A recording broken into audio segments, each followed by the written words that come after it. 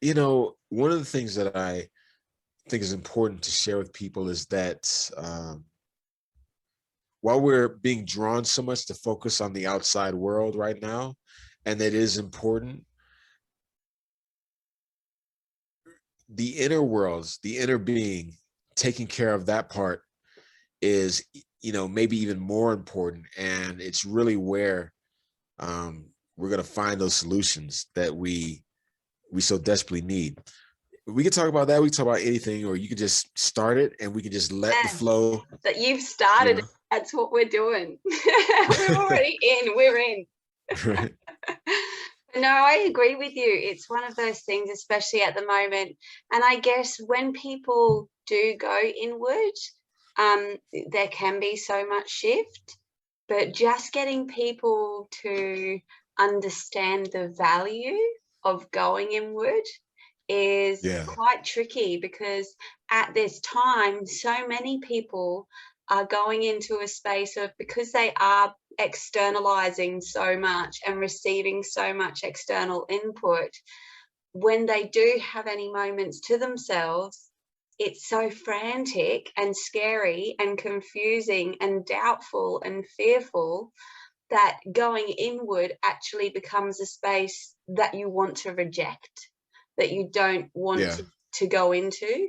And so a lot of society seems to be rejecting that inward even more. And especially, I found people, not just people that don't necessarily already work with energy or consciousness or the everyday people, but like everyone, people that are already aware of different things taking place. They sort of come from, I'm awakened, to now I need to know everything, but for Yeah. trying to get informed, but it's like we're never going to have all that knowledge. We're going to be very dictated to as to what knowledge we do receive. And it's like, I'm definitely feeling like a lot of things are being put out purposefully to get the people that typically do go more inward, that do take more time to be observant of their consciousness and their energy, are now being drawn towards those external influences even more. And it's like these little seeds are being dropped. So even the people that are used to experiencing that inward feeling and understanding and knowing are also shifting away from it. And so it's quite, it's intense, but hopefully people can start remembering the power of returning back into themselves and how much of an impact, if we're just focused on everything that's going on that we can't actually in reality do much about. Maybe start some petitions and get that going, absolutely, if people are passionate about it. But people are so preoccupied with knowing what's right and what's happening and what we must do, as Yeah. opposed to what's in their truth, what's in their purpose, and what's in their power, what they actually do have within themselves to create in this world. We're often so focused on the world that's in the past or that's going on over here that we totally forget about the world that we actually want to create. So it's very hard to create it if we're not putting any energy into it. Yeah, absolutely. And as you said, there are a lot of smoke screens being put out in the world now, and a lot of it is tailored toward getting those who are waking up, who are yearning for truth, to follow these different pathways that really lead to nowhere. There are a lot of things going on. There have been disastrous situations in the world and horrific events going on for a long time. And there is some value to being aware and being knowledgeable. But really, the true awareness, like you said, it comes from within. It's going inside into that place of inner stillness where you're not attached to things being any specific way, where you're not you're not in any need to agree or disagree with anyone. You're just in that space of inner stillness, which is your essence, your unconditioned awareness. And in that space, the truth emerges from within. Both you and I know it's like everything you need to know will be brought to the surface, and you'll be shown the next move. Things will be revealed to you. decisions that need to be made, you'll know when to make those decisions. And that's all you really need. That's all you can really do from your specific point of reference on this plane, on this planet. So I'm totally in agreement with that. That there's so much effort to disperse our focus, but that's like taking away our greatest asset, which is the ability um, to hold that inner space of pure awareness where all of the answers are, already exist. Yeah, yeah. But no, absolutely, it's definitely something where it is taking a rapid hold on people. And a lot of people, even those that want to respond out of love and share love with the world, and they're coming from that space of, but I want to, I'm only doing things because I love people and all of that. It's like we've still got to remember how much our words and our actions, as much as powerful, are very little compared to the energy that we project. Mm, And if we are, regardless of, we can be, the perfect example is the other day I was at a concert, it's a beautiful energy space, and everyone there's just super excited and in a loving energy. And there was this guy wearing a shirt and it said anti-vibe, no, and anti-vibes block or something like that, like no anti-vibes or no anti-bad vibes shield. That's what it was. And it's like, okay, well, you can have your anti-bad vibe shield, but I hadn't thought about bad vibes until I saw your t-shirt.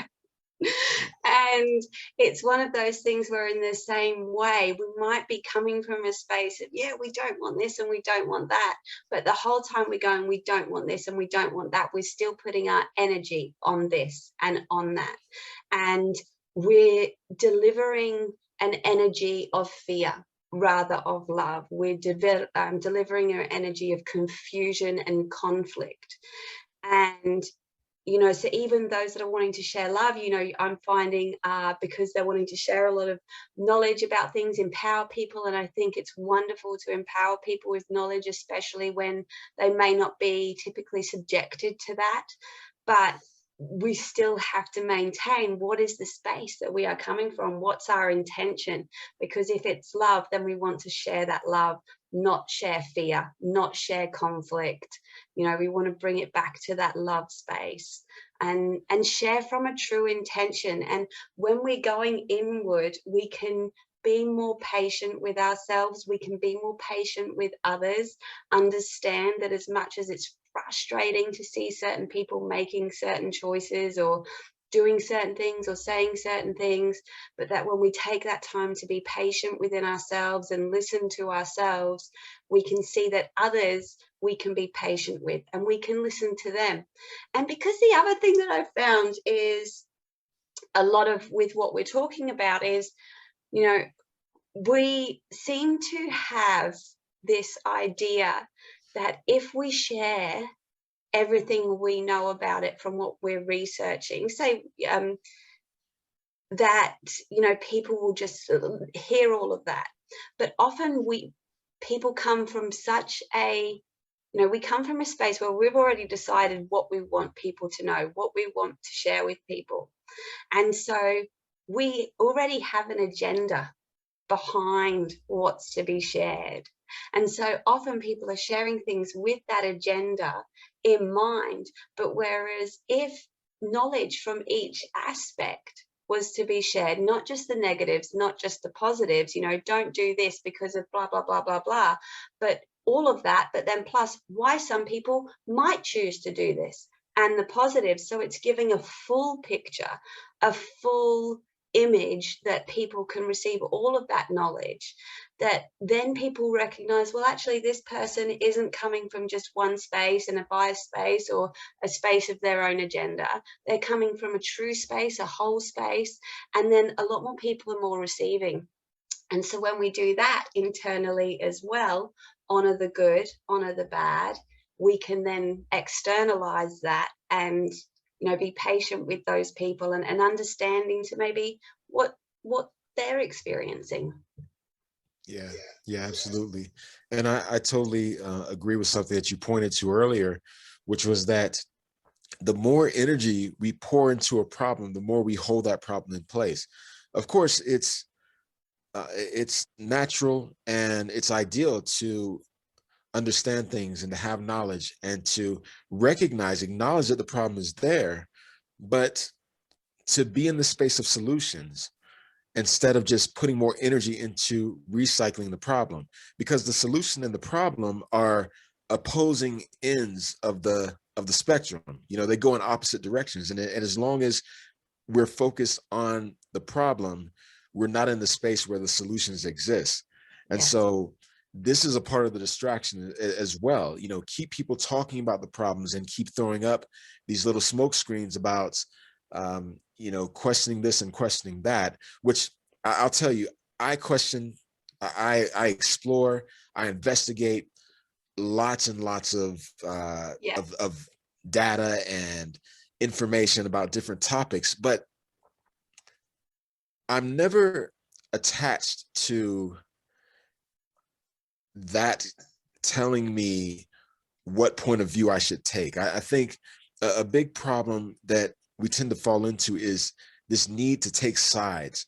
And so learning the information, but staying in that space of just pure awareness, not agreeing or disagreeing, not attaching to any sort of viewpoint or any side, you're able to see the bigger picture. You're able to look at the whole scene, as you also alluded to, where you can see where this person is coming from, but you can also see where this person is coming from. And you can see the whole nature of the situation. And sometimes the agendized place where that came from, because many of the things that people are arguing and discussing today were issues created outside of their their normal sphere, and many of these issues in their day-to-day lives didn't even exist And until still don't. somebody, yeah, it didn't even exist until they were told that this is what they should be thinking about. This is what they should focus on. This is how they should feel. But if you look at the masses of people thousands of people that you may pass by every day, this problem isn't even happening in Yeah. your, and maybe it's happening somewhere, and it needs to be dealt with, and we need to put some focus on the solutions. But there are some occasions where something that really exists in a small corner of society is being blown up as though it is the major focus of society, when we're not even talking about all of the good things that are going on and the things that we need to expand on, and um, how to live from a more empowered space instead of focusing on these little points where we can bicker back and forth all day long, Yeah. because there's there's power to control people in the confusion. There's power to control people in the arguments and the conflict and the fight, because people don't, so a lot of that is steered forward by forces that are outside of your and our everyday life. It creates a beautiful confusion and divide between Exactly, those that divide and already love conquer, the each other. whole. It's like even those Right, that are united are being divided, and it's like, what a wonderful way to conquer somewhere. Divide them all to, like right. like a hyena taking the little one at the pack, split them, separate them, get them all in little Right. spaces, and then we can start taking them down. And their plan's working perfectly so far. Yeah. And so then when somebody steps up and everybody's in confusion and conflict, and they're watching the other person because they're in fear and they believe it's us against them, then somebody steps up and says, okay, you should go over here. You should pass this law. You should do this. You should accept that. And then in that state of confusion and conflict, people just follow it. They don't know what to do. They just go with whatever whatever direction they're steered toward. And that's a lot of times why these conflicts are continuously brought to the surface and thrust in our faces through different media channels, and um because it makes a society where people are more pliable, more easily led in one direction or another. Yeah, and guided to what they want us to believe. And it's one of those things, and too, another reason why it's so important to bring it back into self, not just so we can decide what to do next and how we can, make some of those solutions, but also to bring it back to the space of a lot of the world, a lot of people seem to be in a space where if we're in disagreement, that means we're in disagreement with another. I don't agree with Right. that fact you've said, so I'm going to conflict that. And then people are taking that personally, like that person's in disagreement with who I am. And it's like, no, they're simply in disagreement with what you're saying at that time. But if we take that time to be more internalized and to be more present to ourselves, what we're experiencing, what we're feeling emotionally, mentally, and energetically, that we can then, when we are put in a position that people may have an opposing opinion or view or belief or feeling, that we don't feel attacked, that we don't feel like they're having a go at us, because we're feeling strong within ourselves, that we understand how we feel within ourselves. We know how we feel within ourselves. We're aware of how we think. And so when someone challenges that, we don't have to go into a space of, yeah, well, rah, and Mm. defense and protection mode, because we're actually in a strong centered space within ourselves. So we can then maintain our expression and our responses in a way that are going to actually be beneficial. Because when people, it's one of the biggest things is we all learn through love. You force someone to learn, people learn very little in a space of fear. Whereas from a space of love, people are a lot more receptive to learning. Even if you look at it from a psychological and a medical point of view, with the brainstem and the amygdala and the cortex, everything developing. But the first thing to develop in the brain comes through love, and comes through removing that fear, flight, survive. And when we can remove that fear and that needing to respond and protect ourselves and defend ourselves, and we can go into a space of love, we can then share the knowledge that the other person will be ready to receive in a loving way. Because if we then retaliate or get defensive, we get attacking towards them, they will then too throw up their defenses, their fears, and they will no longer be able to receive that knowledge or new information, because they won't be in a space of love, they'll be in a space of fear and defense. And as long as we're defending ourselves, we're rejecting anything coming in. So if we truly want people to listen to us and hear us, we must share with them in a space of love so that they can receive it. Because if we put them in fear, if we put them in defense mechanism, they're not going to be able to receive it. And so Yeah. it's so important to bring it back internally. But what would be some things that you would recommend for people that may be having trouble at the moment with bringing it back inwardly, or they're finding that they are very distracted or confused, or finding themselves in a space of fear, or not wanting to go internally because of that fear? Have you got a few key points that you would sort of suggest to people to bring it Yeah, absolutely. And it goes along perfectly with what you were just talking about, in that it has become such a skill that we need to learn in today's world, to detach ourselves from the personalities that we've created throughout life, through the identity and the ego mind. And it's the ego mind that wants to defend itself, that wants to attack, that needs to be right about a specific conclusion. And that ability, developing that muscle to remain detached, which is what I was talking about earlier, to stay in that inner still space of awareness, that I think is one of the number one skills. And I'm talking from experience. It has made such a huge difference in my life. um, the ability to keep a still mind is profound, and it's something that most of us have never learned to do. It's quite possible. A lot of people think that they just couldn't do it, but coming from someone like myself who had thousands of thoughts maybe per minute going on for years and years and years, my brain would just move at rapid speed. around the clock. And I was able to learn this skill to keep a still mind. I'm pretty sure anyone else could do it.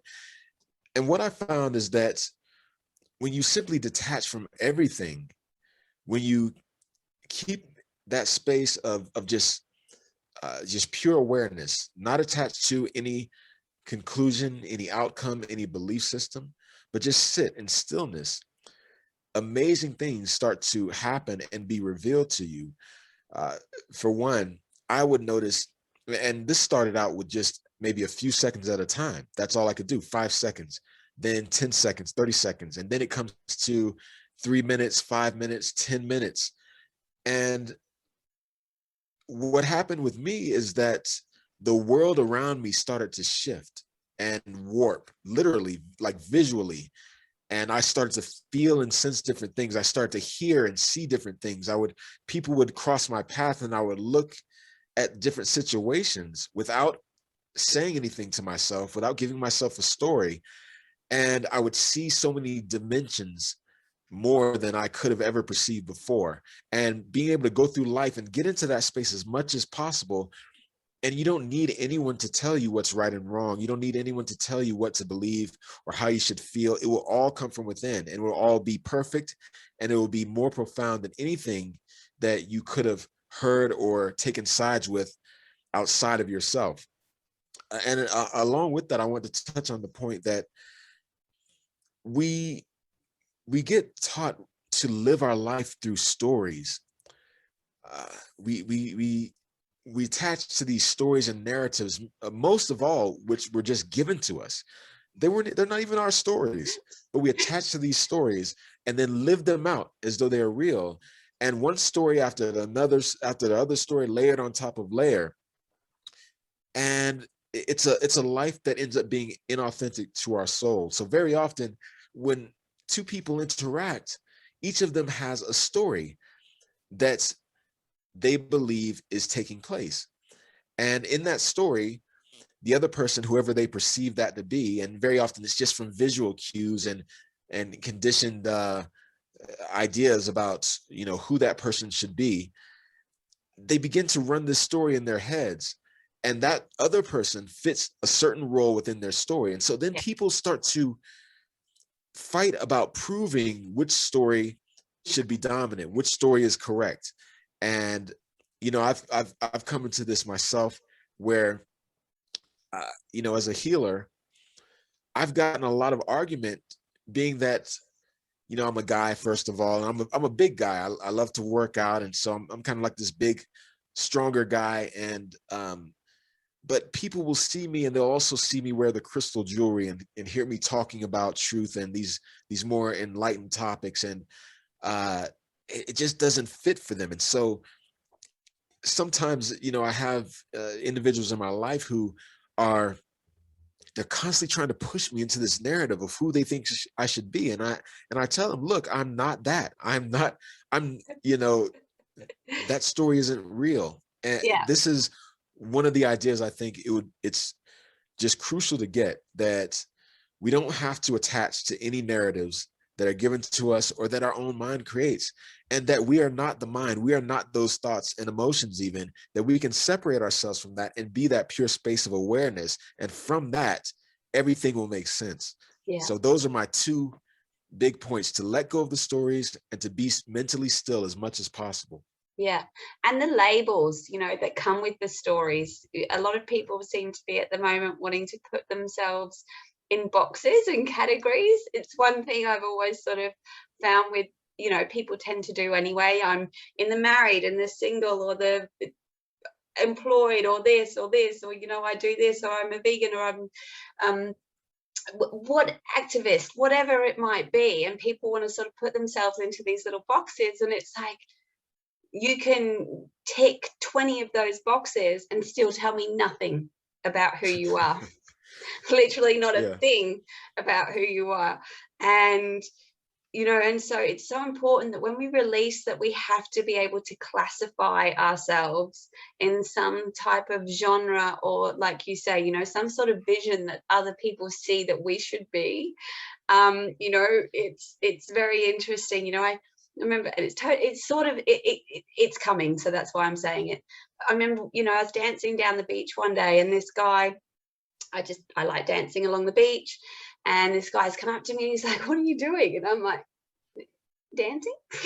And he was just like, "Yeah, but why?" And I was like, "Well, because it feels really good, and I've got lots of energy, and I'm feeling really good." And he's like, "Yeah, but I don't get it. Why?" And I'm like, "Well, it's great exercise. It's the best view. It's the best on your feet. I get to listen to the music I want to listen to. Like, I get to vibe out." And yeah, but why? Yeah. And no part of him could find, well, where does this person fit? What are they? What box? Right. What they're doing? Where does it fit in society? What are they trying to achieve from this perspective of what life should be? And it's just like no part of what I was doing could fit into any box that he had. And Yeah. it's like, well, I guess I totally agree with you with that. If we remove that identity, remove the story, remove the labels, we can start to see ourselves a lot more for who we actually are and how we actually are. And when we start to accept that, that makes going inward and finding that space of stillness so much easier. And it's not something where, there are certain absolutely like aspects and different things that you can do to find stillness momentarily. You can go on, if you struggle with it, there's so many meditations people can do, or different skill sets that either we can provide or they can look up to find that stillness.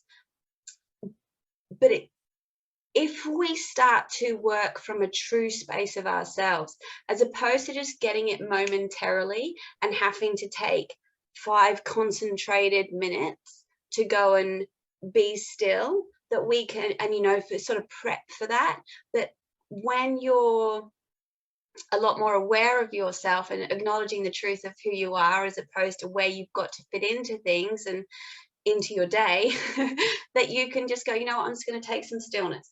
I'm just having some Yeah. stillness now. I'm going to create a moment for that, and it becomes easier. It becomes more rapid. It becomes more fluid, of a state to be in, and it is just practice. But there are things you can do to get it instantly, but to get it on a regular basis, it does take practice. It's like anything. We learn to speak. We learn our ABCs. Everything that we know all came through practicing.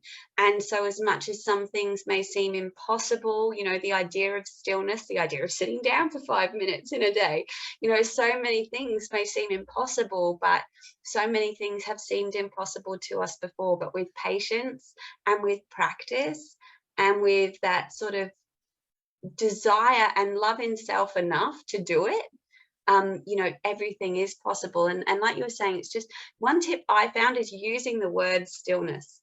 Mm. Literally just taking some time, sitting down. I like sitting, you can do it either in the day and just have your eyes closed and look up towards the light. So you've got a beautiful light, or at night time and just having the dark, but just whatever it is, and just being present to what am I looking at? And there's just sort of nothing there. And just asking yourself, what am I looking at? Seeing nothing, and then just sort of saying to yourself, stillness, and just honoring that space of nothingness as stillness. And then just repeating that to yourself anytime you find yourself coming into thought.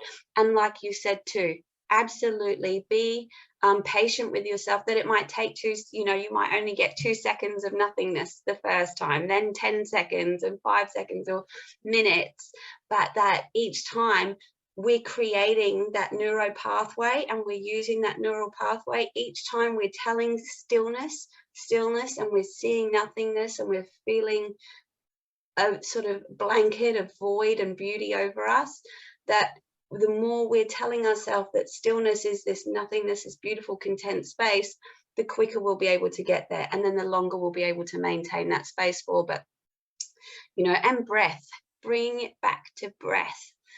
Breath is so powerful when it comes to bringing it inward or bringing in that space of stillness. Just simply being aware of breath, having your hand on your belly, feeling it expand as you inhale. And one thing I found too is a lot of people tend to say breathe in the good and exhale the bad. But for Right. me, that's one thing that I found that I don't, when I do a lot of breath work, especially on the beach, and whatever I inhale, I'll pretty much exhale too. So if I'm breathing in love, I'll breathe in that love to myself, feel it through me, and then I'll exhale that love out to the world. If I'm breathing in patience, flow, stability, grounding, whatever it might be, and then exhale that out to the world, because one, I don't need to bring attention to anything, try and find anything bad or mention the word bad. But whatever we're inhaling, we can become, we can inhale it into us, we can be present to it, and then we can exhale it out to the world. And then when we're present to purely the intention that we want, as opposed to well, I don't want that bit. And we're not, like we were saying before, feeding it energy still, and just staying present to what we inhale, we can exhale patience, truth, love, clarity. We can welcome it all within us. And because it's within us, we can share it from within us and outwardly. And, Yeah, absolutely. yeah, so that's another Yeah, tool that really helps. and I totally agree that it is something that you practice. And through practice, it's not about being rigid and forcing yourself to do these hardcore exercises. It's just about moving little by little to where the stillness is more of your default state. And through that process, what most people realize, like I did, is that the ego mind is just running away with the show basically all the time. It's just chattering, chattering, chattering. And we start to become aware of how much it has controlled our life and how much nonsense it is really talking a lot of the times, to where the realization comes that, wait a minute, that's not even my story. Like, where did I even get that idea? Whose idea? And you start to become so detached where you start to see where you picked up these things. And you're like, I heard this long ago and I didn't even like the person that I heard it from. So, but I'm repeating this over and over again. Yeah, I didn't And like it when I yeah, heard it. I don't like it now, but I'm going to yeah. keep running with it. And it's just running and running and running. But that stillness as a practice is moving that more toward the forefront. it I'm telling you, the world just starts to reveal so many amazing things. And you can look at situations that are on the television that people are talking about, and you just have this clarity, you have this knowing that's bigger and above that situation, where you can see it and you Fiercely. can see how you maybe can get involved if you want, but how you should not get involved, and what's a safe distance for you to retain your own internal sovereignty, and to not get drawn in and drawn out of your space, because it becomes so important, that inner clarity, that mental stillness, it becomes so precious to you.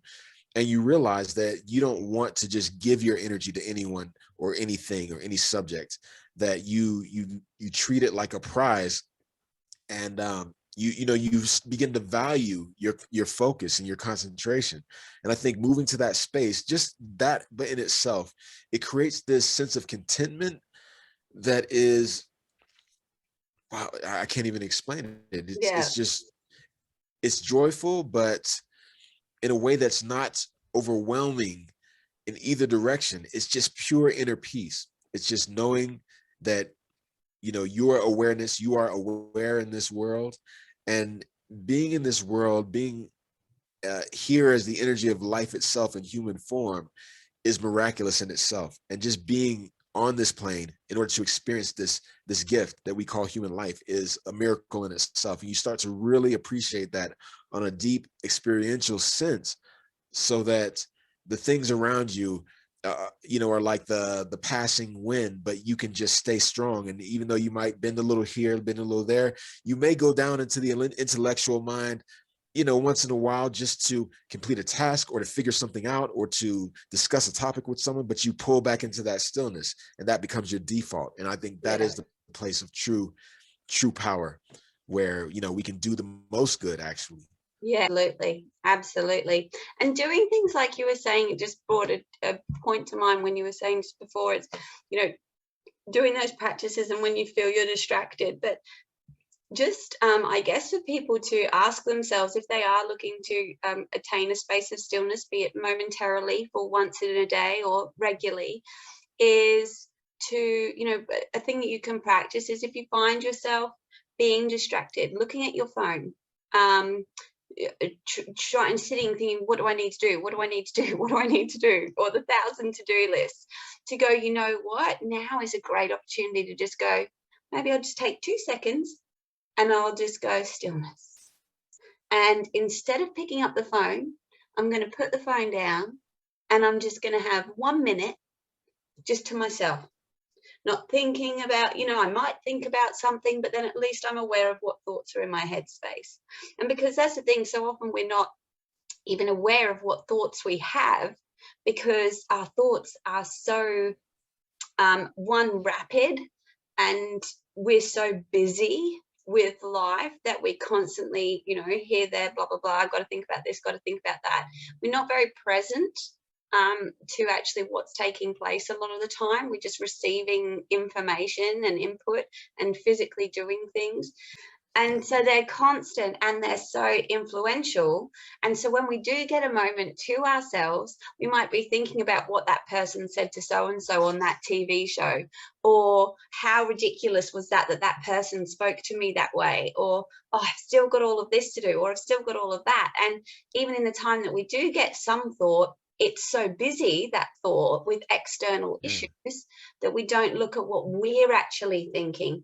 And, so if people are genuine about wanting to find some of that stillness, challenge themselves to a day of no telly, of no phone, of no external influence, and just see what is present in your mind already. Just be present to witness what thoughts come up, sort of like watching your own TV station or treating it like your own little radio station, just seeing what's on all of the channels. What are we actually playing in our minds? And if we were to turn off some of those external distractions, then what do we start to play in our mm, minds, and how different that is?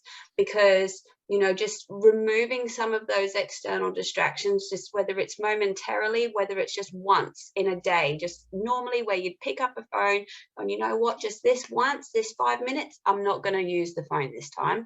I'm going to enjoy this 5 minutes that I've got to myself to just simply see what I'm thinking about.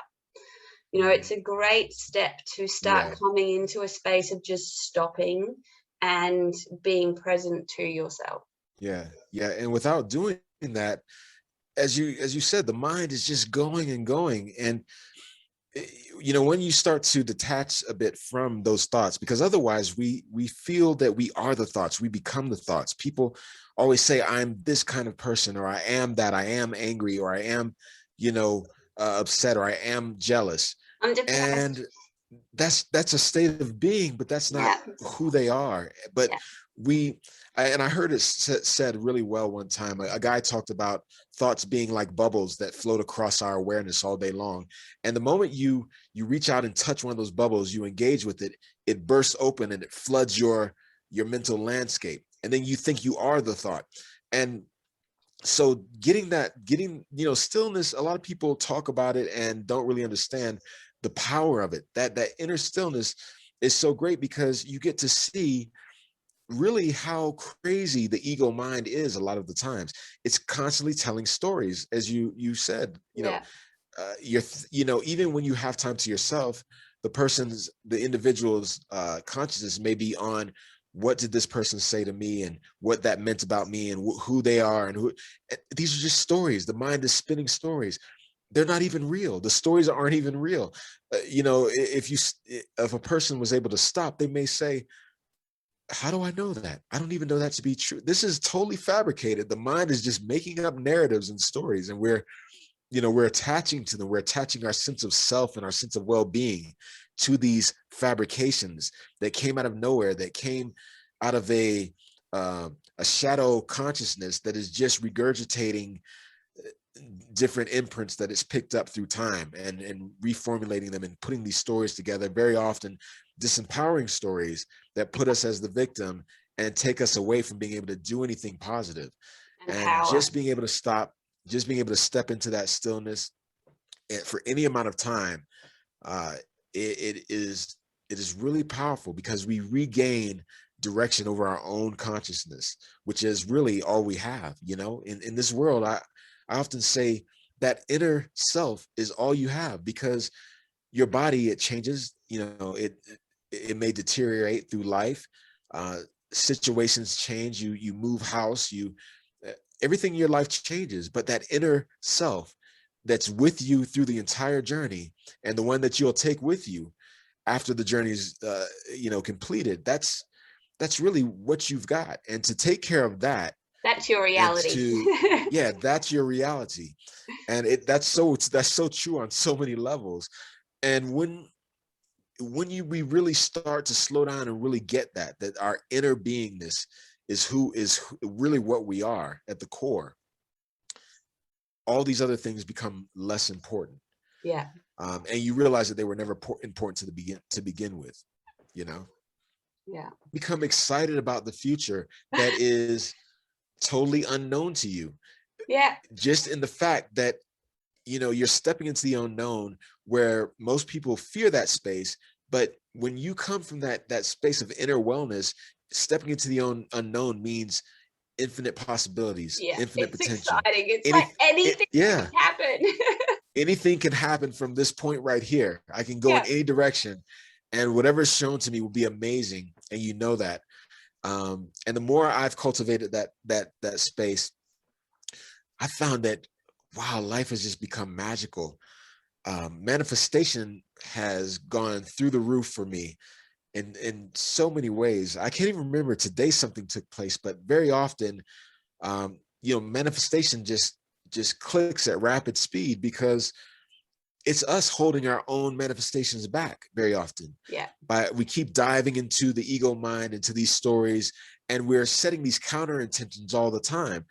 Subconscious beliefs are getting in the way, and so we intend something, and then we listen to the story in our mind about why we can't have it, and then we intend something else, and we listen to the ego chattering again. So we're going back and forth, and all that's doing is slowing down what we want to bring into our life. Yeah. But when you cultivate that inner stillness, that muscle of being able to stay there for longer periods of time, you can send out that intention in that space of pure peace, and it's like the womb of the universe that just boom, it just hits, and it starts to It unfold is. right in front of you, and you're not stopping it from coming in. So things, for me, from that level, in the past several weeks, I've been amazed at how often I'll intend for just random money, say, out of nowhere, and it'll come, bam, random money, like, whoa.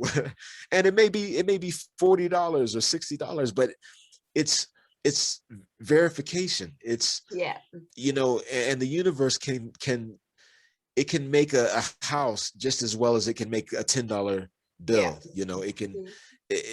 Size is really our concept. The universe has, so it just verifies that, the I'm opening up those channels, and they're flowing more freely now that Yeah. I've gotten myself out the way.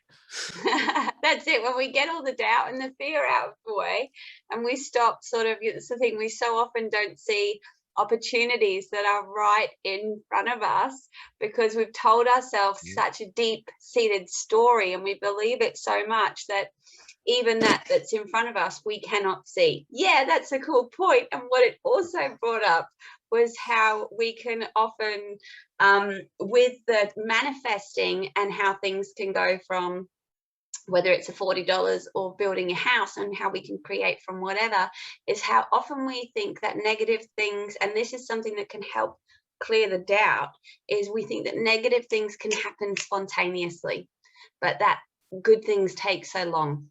To learn to love someone takes years, but Right. for them to break your heart and not love them anymore takes a second.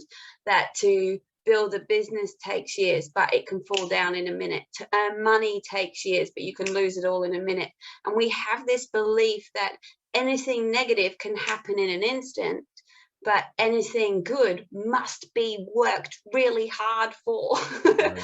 And Yeah. it's like if we release some of that idea, and it's one that's difficult to just let go of.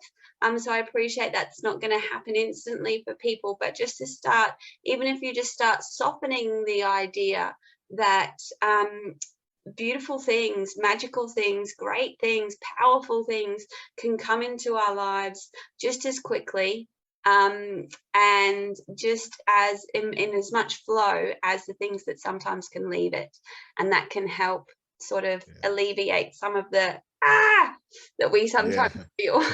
But yeah. Yeah, absolutely. That's a very powerful insight. And just to piggyback on that, also along with the idea that something good has to take a long time to produce, I think is the idea that when something good happens, something bad has to happen. Yeah. Like we have to go with these ups and downs. So as soon as we catch a windfall of money, say for instance, we're already thinking about, How's it going to subconsciously disappear? or right, yeah, how fast it's going to go away. When are we going to be back in the struggle again? Yeah. Where I've learned to say to myself, infinite more good things can happen to me. This is wonderful, and infinite more good things can happen to me. And not to expect that fall, because we're putting our energy there and we're sending ourselves Creating it. into that. Yeah, we're creating that pattern, perpetuating it.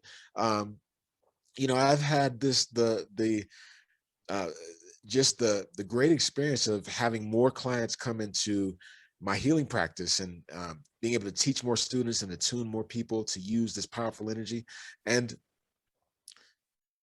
that little voice in the back of my head started to come up and say, oh, okay, so you've had a good run. Now it's time for the lean period. Now it's time for things to kind of settle down. And I pushed that out and said, no, no, no, infinite more things can happen for Yeah. me. I can have even more clients next week. My business can grow beyond my imagination. Yeah.